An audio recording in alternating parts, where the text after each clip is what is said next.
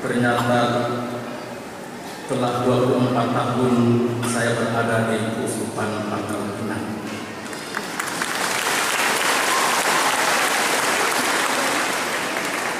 Walau ada abang-abang kami yang mengikuti Bapak Uskup sejak tahun 1987, almarhum RT Albert Setu, Yosef Solor Balela, dan lain-lain, namun kami adalah angkatan pertama yang mengikuti Bapak Uskup mulai dari tahun rohani Pematang Siantar setahun setelah Bapak Uskup dihabiskan 25 tahun silam, dan mengikuti Monsinyur selama 24 tahun ini. Ada 3 catatan yang ingin saya angkat dalam kata sambutan di hari bahagia ini. Catatan pertama bagi saya pribadi, 40 tahun menjadi imam dan 25 tahun menjadi uskup bukan sekedar sebuah kenangan akan masa silam Monsinyur Hilariswan SPD, melainkan sebuah jejak sejarah yang begitu bernilai karena sangat menentukan persiaran gereja Keuskupan Pangkal Pinang. Sebab seandainya saja bukan seorang Monsinyur Hila yang dipilih Tuhan menjadi Uskup Pangkal Pinang, maka cerita tentang Keuskupan Pangkal Pinang pasti akan berbeda, baik dalam skala nasional maupun skala Asia.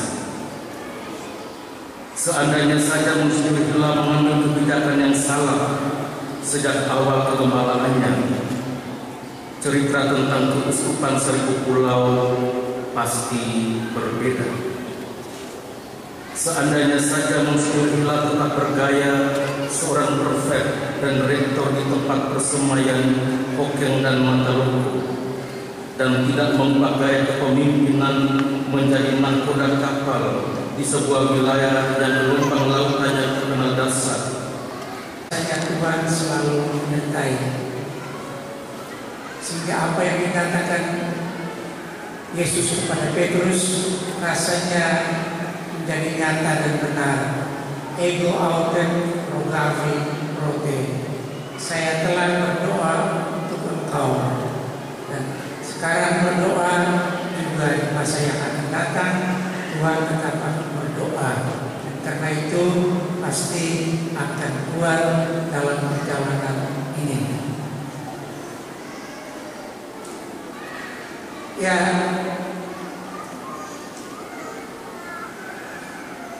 saya mungkin sharing sedikit lah. Saya itu dari imam dulu, saya juga tidak menyangka karena saya itu amat nakal dulu. Sebagai seorang anak yang malas ke sekolah, selalu dirontak oleh ayah saya, selalu, karena malas sekolah.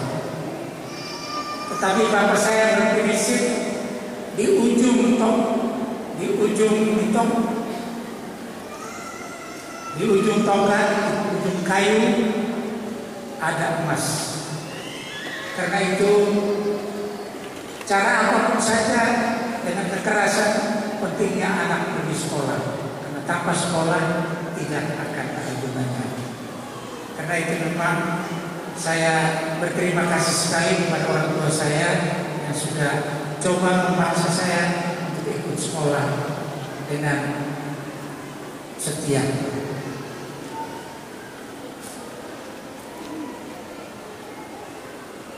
Lalu kemudian saya masuk SD Lela karena menjadi imam. Banyak orang juga tidak menyangka bahwa saya itu menjadi imam. Di seminari juga nakal. Pernah saya dipanggil oleh bikin ribut waktu malam. Lalu pater prefek patrian malam panggil, siapa yang bikin ribut? Lalu saya menghadap. Lalu beliau tanya, mau kiri atau mau kanan? Saya kan waktu itu baru datang tidak tahu bahwa dia itu kidal. Pikir ke kanan. Saya bilang, kiri. Langsung telinga berbunyi. Ya itu. Waktu saya kelas 3 juga, sudah baca ayat suci di kelas, tiba-tiba lonceng berbunyi harus berbela untuk sembahyang malam. Saya langsung keluar cepat, matikan lampu. Semua dalam kelas ribut. Pak rekor datang, Pak rekor yang lebih tinggi, perut gendut. Saya kecil-kecil, lari di bawah perut, langsung ke kapela. Di kapela semua sopan, sepertinya tidak terjadi apa-apa. Padahal tadi saya bikin ribut. Anak saya ini nakal, tukang pukul, tidak sekolah, belajar malas, tidak layak jadi imam. Jangan dulu pikir begitu. Saya sendiri seorang anak yang nakal sekali, tapi bisa sekolah dan terus menjadi imam.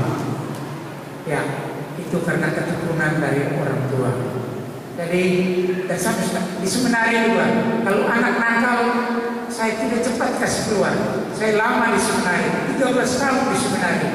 Tapi kalau anak nakal selalu mendapat perhatian saya. Bukan anak yang jelek, tapi mereka spontan dan selalu mau mengikuti bimbingan.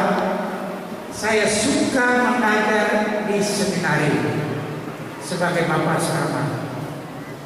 Orang banyak kali tidak suka jadi bapak asrama di seminari, selalu mengelak. Tapi saya bilang Monsieur Darius, saya mau. Karena itu beliau sampaikan pada provinsial, kalau nilai mau kerja di seminari sebagai bapak asrama, biarin. Ya, karena kita susah dapat orang yang bisa menjadi bapak asrama di seminari. Padahal disuruh ke barat dari rektor pula, dan malah bukan rektor Patuloko, disuruh ke barat ke Pangkal Pinang pula, lebih jauh dari Flores. Jadi padahal saya sudah pikir saya akan hidup lama, tinggal lama di Flores Timur, Karangtukang. Saya sudah 10 tahun lebih, 12 tahun di sana, rasanya tidak akan pindah. Tapi ternyata Tuhan menghendaki lain, saya harus pindah ke Pangkal Pinang.